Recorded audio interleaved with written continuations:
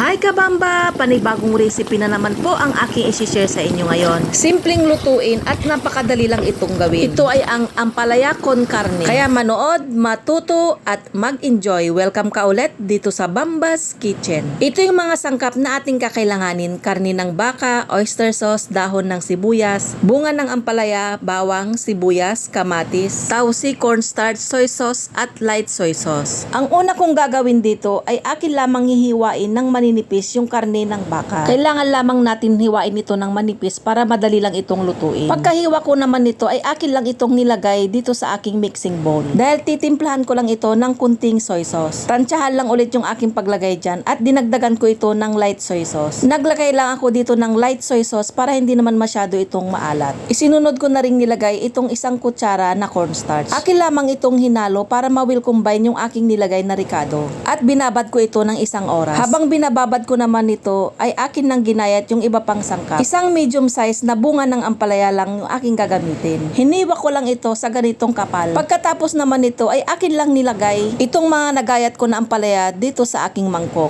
Dahil ibababad natin ito sa tubig na may asin. Ito rin kasi yung paraan para mabawasan yung pait ng ampalaya. At binabad ko ito ng 30 minutes. Pagkababad ko dito ay akin lamang tinapon yung tubig at saka ko ito piniga. At dito naman sa isang mangkok ay naglagay lang ako dito ng 3 kutsara ng soy sauce at 2 kutsara ng oyster sauce. Ito yung ibubuhos nating sauce mamaya sa ating lulutuin. Tsaka ko naman nilagay itong 3/4 cup na tubig at nilagyan ko rin ito ng pinong paminta at itong 1 kutsara na cornstarch. Ito na yung magsisilbing slurry mixture natin mamaya na may kumpletong pampalasa na. Muntik ko palang makalimutan na lagyan ito ng 1 kutsarang asukal. Kaya naglagay ako dito. Pagkatapos ko naman sa mga pag-prepare nito ay akin nang uumpisahan ang pagluluto. Dito sa aking kawali ay naglagay lang ako dito ng kunting olive oil dahil igigisa ko lamang dito yung ating bawang at sibuyas. After naman nito ay akin naman nang sinunod na nilagay itong aking binabad na karne ng baka. Igisa lang natin ito ng saglit hanggang mag-iba na ito ng kulay. At sinunod ko namang nilagay dito yung ating kamatis. Tinanggal ko pala itong buto ng kamatis. Kunting gisa-gisa lang yung ating gagawin. Pagkagisa ko dito sa kamatis ay agad ko namang nilagay itong tausi. Itong tausi ay hinugasan ko pala ito ng ilang beses dahil medyo maalat yan. Kaya binabad ko muna ito sa tubig tsaka ko ito hinugasan ng ilang beses.